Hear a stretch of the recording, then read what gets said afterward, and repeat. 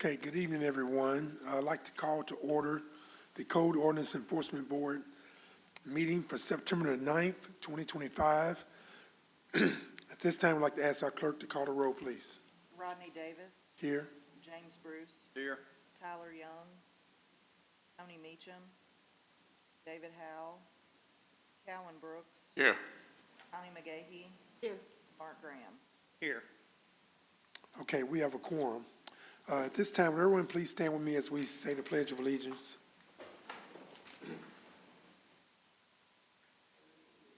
To the flag of the United States of America, and to the republic for which it stands, one nation, under God, indivisible, with liberty and justice for all.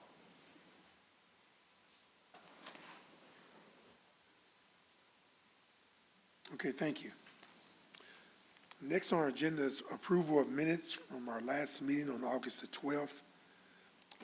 Board members received a copy of the minutes in the mail, and at this time we'll request motion to approve the minutes. So moved. Second. Okay, it's been moved and probably second. Any questions on the motion? All in favor, let me know by sign of aye. Aye. Opposed? Ayes have it. Okay, any reports from the fire department staff? None, okay. Okay, next is our, excuse me, on our agenda is public hearings. Before we get into calling the cases, I do have some procedures to share with everyone before we get started.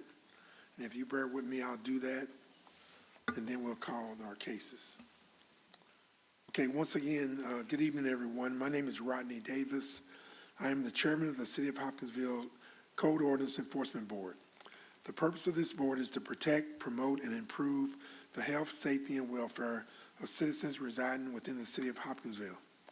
If a board member perceives a potential conflict with hearing a case, he or she shall recuse themselves from the case and will not discuss their disposition. When your name is called, please come forward. Speak loudly and clearly because we are required to record all proceedings from these hearings.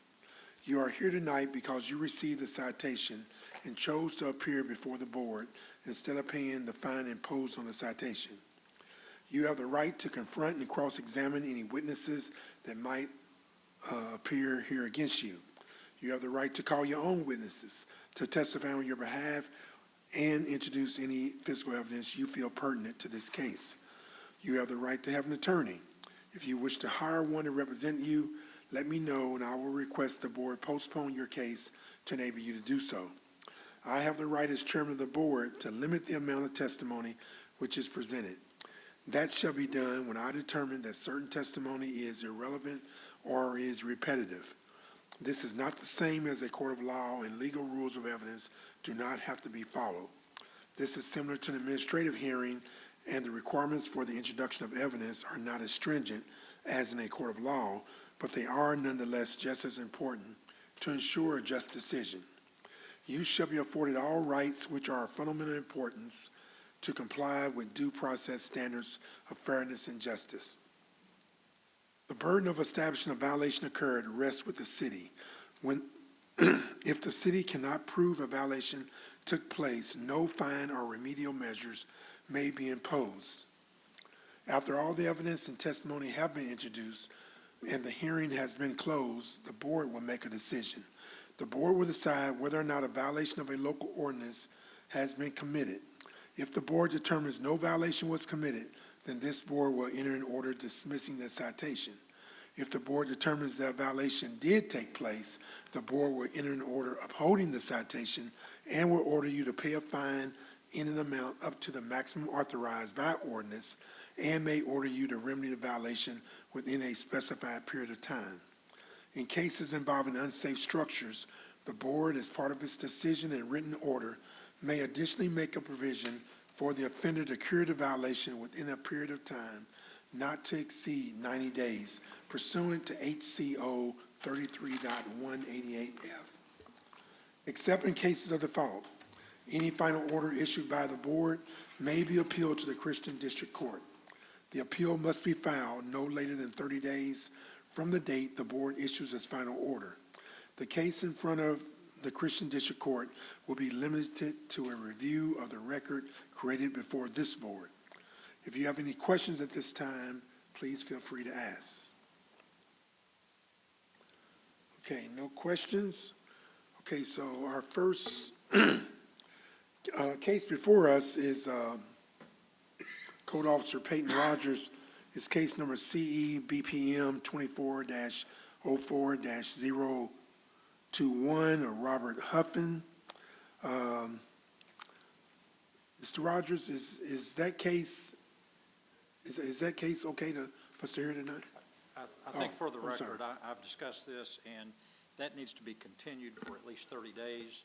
I think it could be resolved, and all of the issues resolved, so probably just need a motion and a second to defer that, to bring it back at a date in the future. Mr. Chairman, I move that we continue this case until such time as being redocketed. Second. Okay, it's been moved and properly second. Any questions on the motion? All in favor, let me know by the sign of aye. Aye. Opposed? Ayes have it. Okay. Next case is Code Officer Mr. West, Darnell West. His case number CE BPM 25-08-481, Joyce Bradford Estate. Is Joyce Bradford, is she present? No, okay. All right, Mr. West, let me swear you in. If you will, raise your right hand. Do you swear to tell the truth, the whole truth, and nothing but the truth? If so, say I do. I do. Okay, sir, can you please state your full name, employer, and position for the record? Yes, sir. My name is Darnell West. I work for the Hopkinsville Fire Department as a code enforcement officer. Okay, Mr. West, can you tell us about this case on our agenda? Yes, sir. I bring before you guys tonight another unsafe structure. Address 917 House Street. This property was found during proactive duty. Myself and Mark DeArmond, Jeffrey Watkins were on House Street, and we found a few different ones, and we all just kind of took our pick up the litter. So, yeah, I was stuck with 917, and this is the Google Street View from June of 2022. Here is, I know it's kind of hard to see, but that little yellow pin is where the property sits on Howe, and the information to the right is where we sent all of our notices and citations to. Here's a front view of the home, right side, left side, back side. So the utility termination dates, the water had been off since January of 21.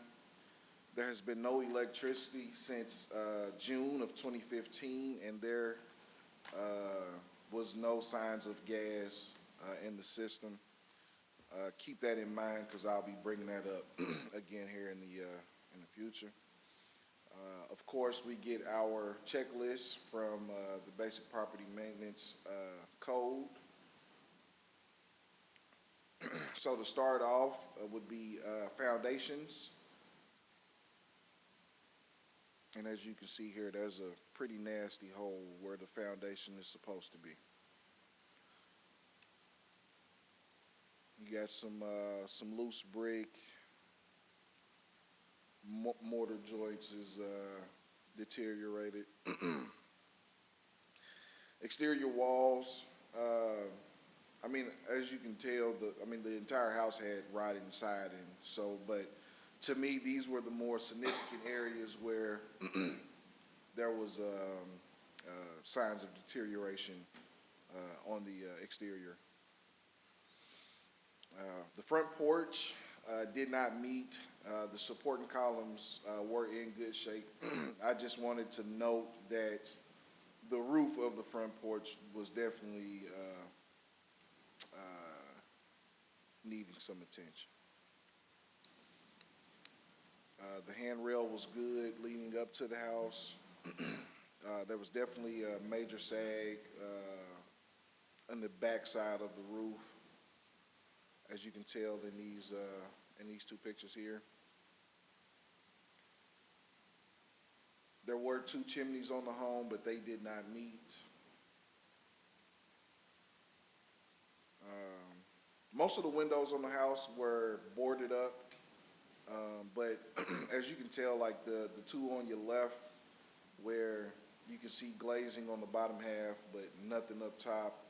The one on your right was just where the window was down. I'm not sure it was broken, but definitely where the house has shifted and the window has started to fall. And more of the same here, just boarded up windows. Doors and windows are not secured. The front 2 doors were secured. However, that back door was wide open. There was trash that had accumulated on the property, as you can see in these pictures. The structure was not a mobile home, so this would not be an applicable item. As stated previously, the interior was accessible due to the back door being wide open. And then this is us walking into that back door. Exterior walls, there were, I call them like punch holes, where it looked like somebody just kind of punched or kicked a hole into the wall. There were some in just about every wall, but if you look on the picture to your right, in the red circle, you can see that back wall right there is just, it's just pretty much falling in. We were not able to access that room due to all of the junk and clutter that was inside of that room. Also, this picture to the right, where this piece of plywood then fell and just kind of blocked access from getting back there. But this will be checklist item number 13, floors. For the most part, the floors were pretty solid. But this is the picture on your left would be the transition from going inside and out that back door. As you can see, the hole in the floor to the picture on your right, and then more significantly, you can see where the floor is starting to pull away from the walls in this picture. So we definitely took that as a yes. Electrical switches were, I guess, pretty good. Really not a concern there. The picture on your left, this is for ceilings. You would think that the picture on your left would be just, I guess, bad paint. But if you look toward the wall, the right wall, you can start to see where the water damage is starting to build up. So I don't think it'll be too much longer before that ceiling collapses and looks more like the ceiling on your right here. And of course, this is the ceiling in that back room, ceiling and roof. It just pretty much collapsed all in the back. This was a 1-story house, so item number 16 on the checklist was not an applicable item. The structure did not have an electric meter. We were not able to find or access the fuse or panel box, so we did not count this one against them. The structure also did not have signs of a gas meter. I took pictures of both the left and the right side to kind of give you guys just an idea that there was no gas hookup. So technically, this should be a non-applicable item, but I went on ahead and just marked it as a no. I guess being generous. And then plumbing appears to be inoperable. So if you look at my two circles, this is the kitchen area where you have a pipe running, a pipe running in above the kitchen window that is supposed to connect to the picture or the circle on the right, which is supposed to lead them to this pretty shower in the middle of your living room, I guess, or bedroom. I don't know what type of bathing was going on in here, if any at all. I don't think that they quite got finished, but that definitely appears to be inoperable to us, so that we mark that as a yes. And of course, you have no kitchen sink and your wonderful stand-up shower. So yeah, we were not able to find a hot water heater either, but we did not have access to a couple of rooms, so. There was no accessory structure on the property. For the exterior checklist, we got a 6 out of 9, with item number 10 not being an applicable item. On the interior, we got an 8 out of 10, with item number 16 not being applicable. So, overall conditions, the owner has allowed the structure to become a nuisance. The conditions with the structure are dangerous, and also the structure has worsened since the initial inspection. I forgot to bring my checklist, but real quick, this was not the first inspection on the home. Myself and Mark DeArmond did just a basic exterior inspection of the home, and that checklist was pretty much just the outside, because we were not able to gain access on the inside. But even then, the property still met over 51%. So since, I want to say that first inspection took place in maybe late June, compared to this one being in August. So I would definitely say yes, that the conditions have worsened since the initial inspection. I'm sorry, real quick. Gives us a total out of 14 of 19 for about 73-74%. So I believe that is well over our 51%. We can deem this an unsafe structure. The notice of violations were posted on the structure, and also the citation was posted as well.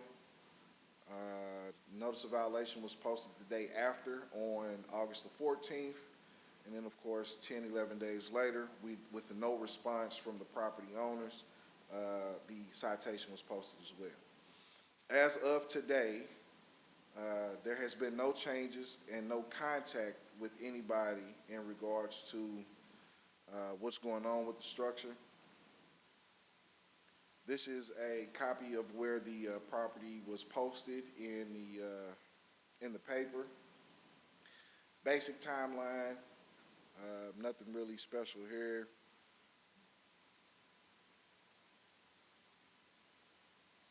There you go. First inspection was June 25th. That's when me and Mark first found the property and did find it to meet over 51%. The reason why the second inspection didn't take place, or the actual inspection where we accessed the inside, didn't take place until August the 13th, is because I was buried in grass, to be honest with you. But once I was able to get away from the grass, we did go back over there, and we were able to get inside. No liens or fines on the property. Taxes were paid. I wanted to show you guys just a few pictures of the inside of the home, pictures that really didn't meet the requirements of the checklist. I wanted you guys to see the amount of junk and stuff that we were just kind of climbing and walking over. As you can see, the ET bike inside of this room. we believe that there is somebody staying in this home, possibly homeless, but this would be our main giveaway. If my buddy Jeffrey wasn't standing in the way, you'll see this pretty nice red grill and lawn chair. Behind the lawn chair is your lighter fluid, and if you go back, the picture to your left is your charcoal. All brand new and fresh, and I want to say it was signs of that grill being used inside of that home. So we definitely, we believe that we caught Mr. or Mrs. When they had stepped out and leaving the back door open, and that's how we were able to gain access. And this is a picture of just how they kept us from getting in through that front door. It kind of reminds me when Granny used to tell me to go get the switch and she just leave it by that front door and she wore you out with it. You can remember. Any questions? That house wasn't cited before with the windows being boarded up like that. It looks like they've been boarded up for a while, so. Yes, ma'am. No, there was no citations. Technically, you can board windows, but that can't be the end result. You know, at some point, Right. those windows have to be operable. So, no, it did not have a citation for the boarded windows. Darnell, what's the city's recommendation on this? What's yours? Are you wanting to go ahead and tear this thing down immediately because of the guy doing the grilling on the inside, fire risk? Or are you wanting to go ahead and just let it go through the process and get it taken care of that away? What's the... Yeah, immediately. Let's get rid of it. I mean, looking at the pictures, to me, first thing I look at is the safety. If there's a fire in the house and our fire and emergency personnel have to enter that home, what's the possibility of somebody getting hurt with one of those floors or being in the condition they are? So to me, it's a safety issue and it needs Absolutely. to be gone. Agreed. Thank you. All right. Okay, any other questions for Mr. West? Okay, thank you. All right, we're going to close the hearing on this case so the board can deliberate in open session. Okay, first, we need to determine whether or not a violation existed for this case. So the floor is open for discussion or entertain a motion. Mr. Chairman, I move the city has met the burden of proof and the violation does exist. A second. Okay, it's been moved and probably second. Any questions on the motion? All in favor, let it know by the sign of aye.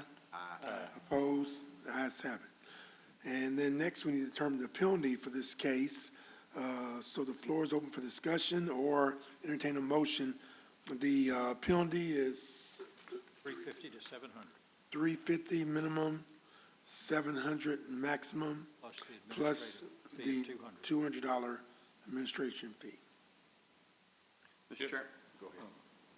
I would like to make a motion to go ahead and have this structure removed and assess the penalty of $350 and the administration fee of, what was it, $200? $200. Second. Okay, it's been moved and probably second. Any questions on that motion? All in favor, let me know by the sign of aye. Aye. Opposed? The ayes have it. Right. Okay, next on our agenda, unfinished business other than hearings, there's none. Agenda item 8, new business other than hearing. We have order to dismiss citation. We have 2 citations on our agenda. Mr. Watkins, can you tell us about the first one? Let me first swear you in. You raise your right hand. Do you swear to tell the truth and the whole truth and nothing but the truth? If so, say I do. I do. Okay, can you please state your full name, employer, and position for the record? Jeffrey Watkins, Hopkinsville Fire Department, and Code Enforcement Officer. Okay, Mr. Watkins, tell us about this first item on our agenda, under agenda item 8, for order to dismiss. Yes, sir. The first citation, Michael and Tiffany Bryant, all that information was sent to 118 Redbud. When the citation was issued, it was the wrong address. But we're going to get that taken care of and send it to the right address. Okay. The What se- about the next? Go ahead. What about the next one? The second citation, Williams Mans, he is in the military and was on a deployment when the citation was issued, at the time of the citation was issued. So I was looking for that to get to. One more time. Okay. All right, okay. Thank you. Let's go ahead and hear Darnell West, and we can vote on all of these at the same time. Gotcha. So, Mr. West, can you tell us about the next two cases?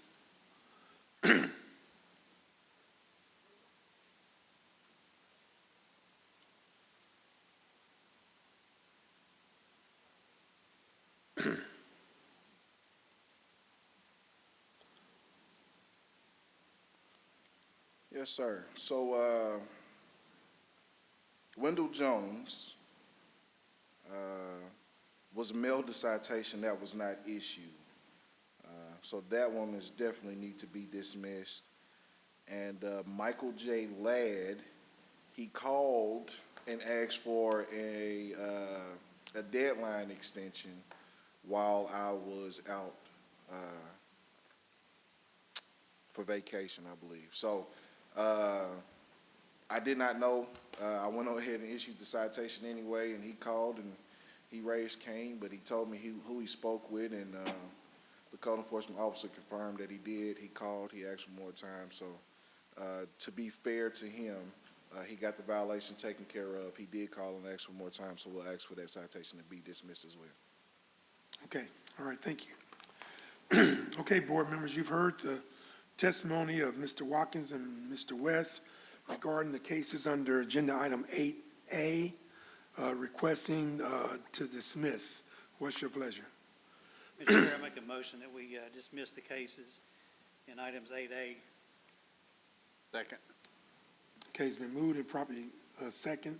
Any question on the motion? All in favor, let it know by sign of aye. Aye. Opposed? Ayes have it. Okay, next we have some default final orders. And Mr. West, you want to tell us about the procedures followed under the default final orders on our agenda? Yes, sir. So for each case, if we received a complaint or we found it being proactive, a notice of violation was issued to each non-repeat offender, giving that person 10 days to correct the violation or to contact us and ask us for more time.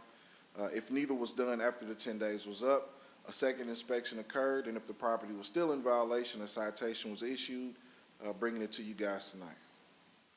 Okay, and were the procedures mandated by Chapter 33 of the Hopkinsville Code Ordinance followed in these cases presented?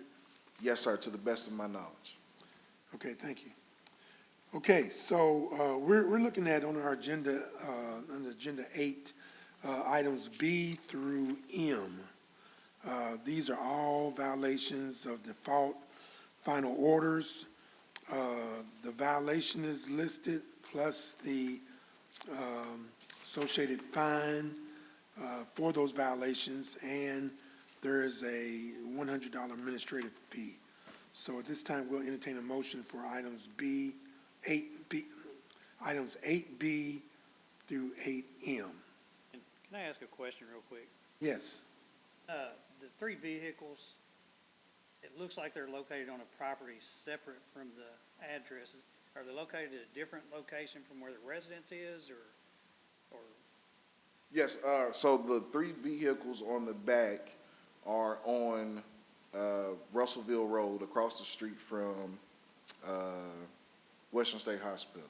Okay. The property owners have, I don't know, a different address. That is not their specific home address. Thank you. Okay, I'll make a motion that we approve the final default orders for the items mentioned above. there's a second. Okay, there's a second. Okay, any questions on that motion? All in favor, let me know by a sign of aye. Aye. Opposed? And ayes have it. Okay, now, as we were just referencing at the end of our agenda there, on, this is agenda item N, the code officers are requesting authorization to tow, and there are 3 vehicles listed here. Now, they do have the same case number as the default final order, so the violation was for abandoned and junk vehicles, Yes, sir. and now you're asking for authorization to tow Yes, sir. these vehicles, okay? These vehicles have been inspected and they're not registered, or you heard anything from the owners of the vehicles? Are they not operable as far as you know? If you want, I can go through the, No, I mean, I'll just take your testimony. I'm just making sure we, well, I got a presentation like I always do. for well, you. yeah, well, if you want to show us your presentation, that's Okay, fine. all Okay. right. Well, and Yeah, 'cause- based on the letter that's in there dated February, so they've had since February to do something with them.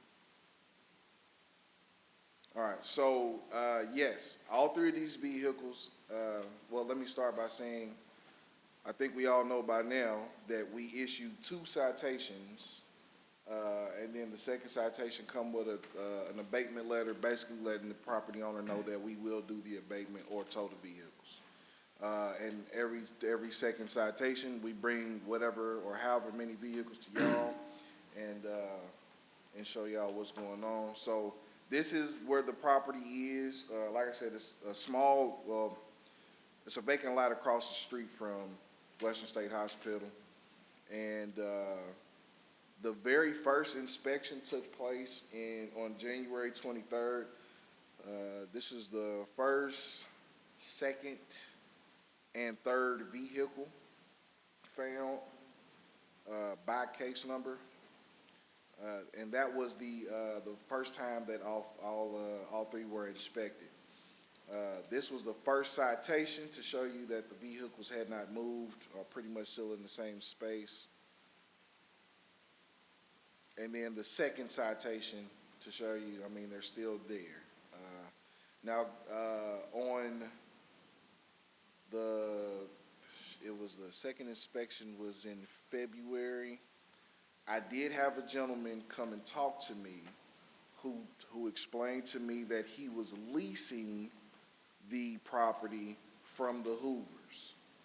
And I explained to that gentleman that he had several violations that needed to be done or needed to be removed or corrected. The second inspection took place in February. I did not cite the vehicles until June. That's because if we remember, we had I don't want to say a bad winter, but we had a tough one with the off and on snow. So I figured I would be a little lenient toward him, giving him the time. But after going back over there and not seeing anything being done at all, yeah, we went on ahead and issued not only the citation for the vehicles, but you can kind of see in the overhead view, they got 3 trailers back there, and it is filled with junk. I mean, it's really, really bad back there. So the three vehicles each got a citation, along for a citation for grass, trash, and weeds. But yeah, all of them are pretty much. He did move this one to the side, but it's still there. The tags are still expired. So, yeah. February 3rd was when I spoke to the gentleman. That was during the time of the second inspection. Came down to the firehouse and explained what was going on and that he would get it taken care of, but no work had been done since then, so we went on ahead and issued the citations. As of today, the vehicles are pretty much still in the same spot, all three of them, with all types of overgrowth around them. Probably have to cite them for the grass next. Any questions? Okay. Any questions for Mr. West regarding authorization to tow? Okay, all right, thank you, sir. Okay, board members, you've heard the testimony of Mr. West regarding the request authorization to tow these vehicles. What's your pleasure? Mr. Chairman, I move that the city go ahead and proceed to tow these vehicles off this property. Second. Okay, it's been moved and properly second. Any questions on the motion? All in favor, let me know by the sign of aye. Aye. Opposed?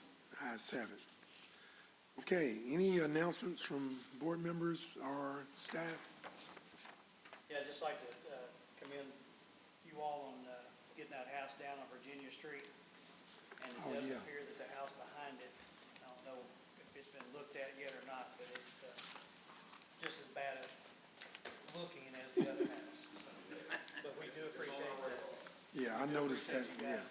It does look much better. I'm sure it smells better on the corner over there on Virginia Street. I noticed that house was down too. That's great. Yeah. Okay, if there's nothing further, we'll stand adjourned. Thank you.